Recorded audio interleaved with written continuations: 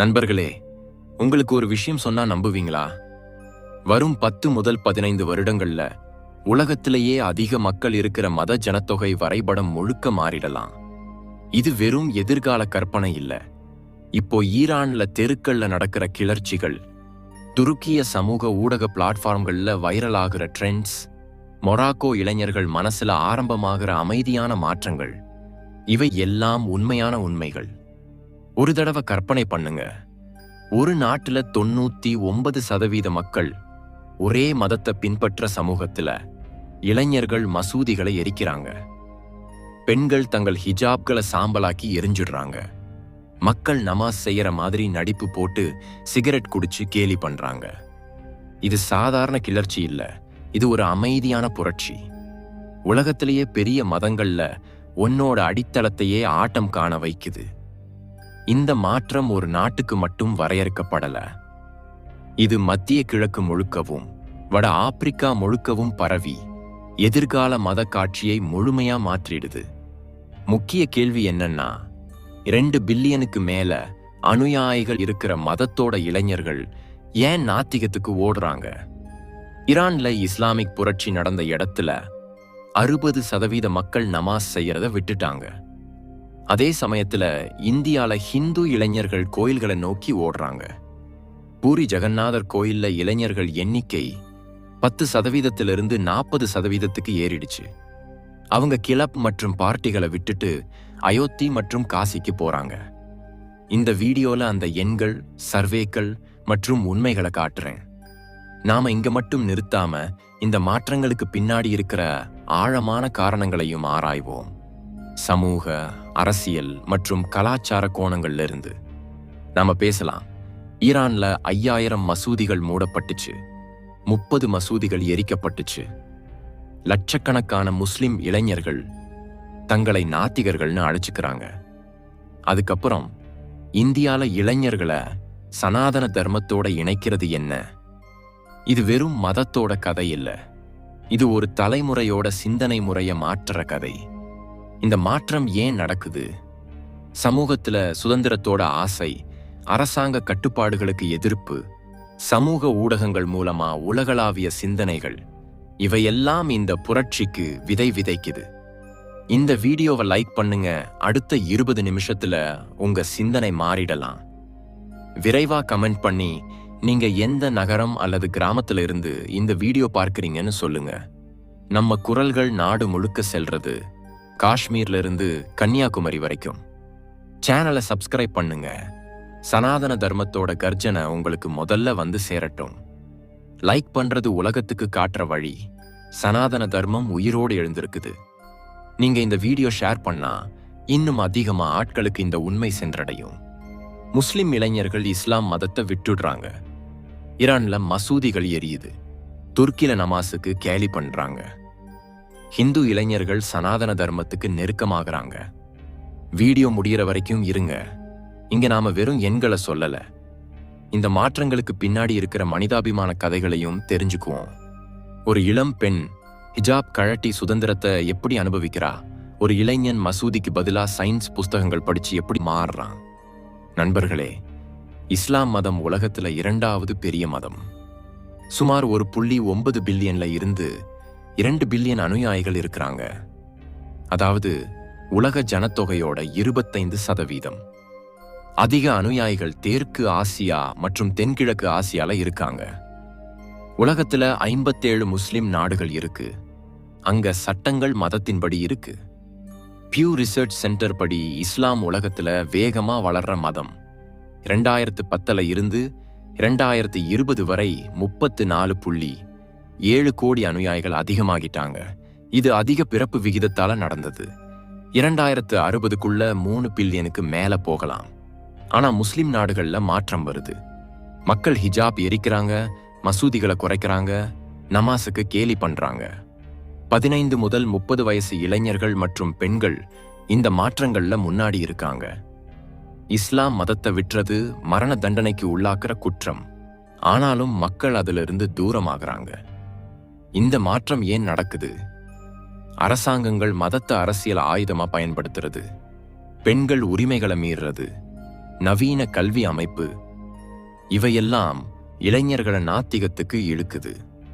மத்திய கிழக்கு மற்றும் வட ஆப்பிரிக்கா பகுதிகளில் நடத்தின சர்வேக்கள் இப்படி சொல்றது. அரப் பாரோமீட்டர் சர்வே படி முஸ்லிம் இளைஞர்கள் மதத்துல இருந்து தூரமாகறாங்க. 2013 இருந்து 2016 வரை நாத்திகர்கள் எண்ணிக்கை இரட்டிப்பாகிடுச்சு. டியூனிசியால 99% முஸ்லிம், 45 முதல் 50% இளைஞர்கள் நாத்திகர்கள். மொராக்கோல நாத்திகர்கள் எண்ணிக்கை இரட்டிப்பு. அல்ஜீரியால 98 முதல் 99% முஸ்லிம் இளைஞர்கள் நாத்திகத்துக்கு போறாங்க. ஈரான்ல 90 முதல் 95% ஷியா முஸ்லிம், 32% மட்டுமே ஷியா முஸ்லிம், மீதி நாத்திகர்கள். 60% மக்கள் நமாஸ் செய்யறத விட்டுட்டாங்க. இந்த சர்வேகள் வெறும் எண்கள் இல்ல, இவை சமூகத்துல மாற்றமடைகிற மனநிலையை பிரதிபலிக்குது. உதாரணமா, டியூனிஷியால இளைஞர்கள் சமூக ஊடகங்கள்ல தங்கள் நாத்திகத்தை வெளிப்படையா விவாதிக்கிறாங்க. மொராக்கோல பெண்கள் ஹிஜாப் எதிர்ப்பு இயக்கங்கள் நடத்துறாங்க. ஈரானோட வரலாறு இப்படி. இது பழங்கால பார்சி நாடு அரப் கலீஃபாக்களோட ஆக்கிரமிப்பால முஸ்லிம் நாடாகிடுச்சு. 1979 இஸ்லாமிக் புரட்சிக்கு பிறகு கடுமையான சட்டங்கள் வந்தது. முன்னாடி ஈரான் மக்கள் திறந்த மனதோட இருந்தாங்க, மேற்கத்திய நாடுகளோட உறவு இருந்தது. இப்போ மக்கள் சுதந்திரம் கேட்கிறாங்க. ஹிஜாப் சட்டத்துக்கு 78% பெண்கள் எதிர்ப்பு. DWBO சர்வே படி 47% மக்கள் இஸ்லாம் மதத்தை விட்டுடுறாங்க. 2023 5000 மசூதிகள் மூடப்பட்டது, 30 மசூதிகள் எரிக்கப்பட்டது. குரான் கட்டளைகளுக்கு எதிரா முஸ்லிம்களே மசூதிகளை அழிக்கிறாங்க. இது மதத்தோட பலவீனத்தோட அடையாளம். ஈரான்ல இந்த மாற்றம் 1979 புரட்சிக்கு பிறகான ஏமாற்றத்துல இருந்து ஆரம்பமாச்சு. இளைஞர்கள் இன்டர்நெட் மூலமா உலக சிந்தனைகளை தெரிஞ்சுக்கிட்டு மத கட்டுப்பாடுகளுக்கு எதிரா எழுந்திருக்காங்க. மஹ்சா அமினி மரணத்துக்கு பிறகு ஹிஜாப் போராட்டங்கள் இந்த புரட்சியை இன்னும் வலுப்படுத்துச்சு. துருக்கில 99% முஸ்லிம் இளைஞர்கள் நமாஸுக்கு கேலி பண்றாங்க. சமூக ஊடகங்கள்ல ட்ரெண்ட் நமாஸ் செய்யற மாதிரி நடிச்சு சிரிச்சு சிகரெட் குடிச்சு வைரல் ஹேஷ்டேக்ஸ் இருக்கு. காரணங்கள் டிவி சீரியல் சீன்களுக்கு கேலி, அரசாங்க மத திட்டங்களுக்கு எதிர்ப்பு.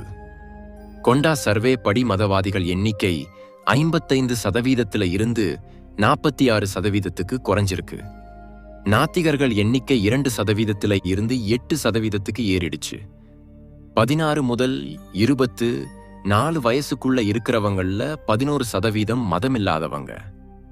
வெறும் 16.4% மட்டுமே கடுமையான முஸ்லிம், மீதி செக்யூலர். துருக்கில எர்டோகன் அரசாங்கம் மதத்தை அரசியலா பயன்படுத்துறதால இளைஞர்கள்ல அதிருப்தி அதிகமாச்சு. டிக்டாக் மற்றும் இன்ஸ்டாகிராம் மூலமா இந்த கேலி வீடியோக்கள் வைரல் ஆகுது. இளைஞர்கள் தங்கள் அதிருப்தியை ஹாஸ்யமா வெளிப்படுத்துறாங்க. முஸ்லிம் இளைஞர்கள் மதத்தை விட்டுடுறப்போ இந்தியால ஹிந்து இளைஞர்கள் கோயில்கள், தீர்த்த யாத்திரைகள் மற்றும் பஜனைகளை பின்பற்றாங்க. யூகவ் மற்றும் மின்த் சர்வேக்கள் படி 50% மேல ஆட்களுக்கு மதம் முக்கியம். 60% மக்கள் தினசரி பூஜை மற்றும் தியானம் செய்யறாங்க. பூரில இளைஞர்கள் எண்ணிக்கை 10 முதல் 15% இருந்து 40% ஏறிடுச்சு. வாரணாசி மற்றும் அயோத்தியில சந்தர்ப்பக்காரர்கள் எண்ணிக்கை பல மடங்கு அதிகமாச்சு. புது வருட பார்ட்டிகளுக்கு பதிலா கோயில் தரிசனம் செய்யறாங்க. சுற்றுலாத்துறை தகவல் படி அயோத்தியில 5 லட்சம், காசில 10 லட்சம், மதுரால 3 லட்சம் சந்தர்ப்பக்காரர்கள். இதுல இளைஞர்களே அதிகம். மகா கும்பத்துல உலக சாதனை படைச்சாங்க. இந்தியால இந்த மாற்றம் ஏன் நடக்குது? சமூக ஊடக இன்ஃப்ளூயன்சர்கள், ராம் மந்திர் மாதிரியான வரலாற்று நிகழ்வுகள், சனாதன தர்மத்தோட சுதந்திரமான ஈர்ப்பு, இவையெல்லாம் இளைஞர்களை ஈர்க்குது. உதாரணமா, அயோத்தி ராம் மந்திர் தொடக்கத்துக்கு பிறகு 2024 16.4 கோடி மக்கள் சந்தர்ப்பம் செய்தாங்க. அதுல பெரும்பாலானவங்க இளைஞர்களே. காசில 2022 7.12 கோடி வந்தாங்க. அது இன்னும் அதிகமாச்சு.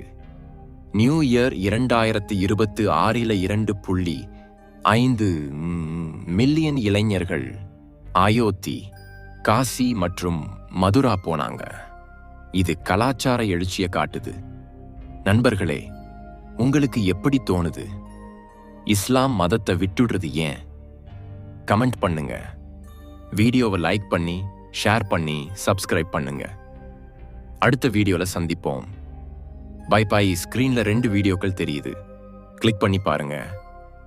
இந்த மாற்றங்கள் நம்ம எதிர்காலத்தை எப்படி பாதிக்கும்? உங்க கருத்துக்களை ஷேர் பண்ணுங்க, நாம சேர்ந்து விவாதிப்போம்.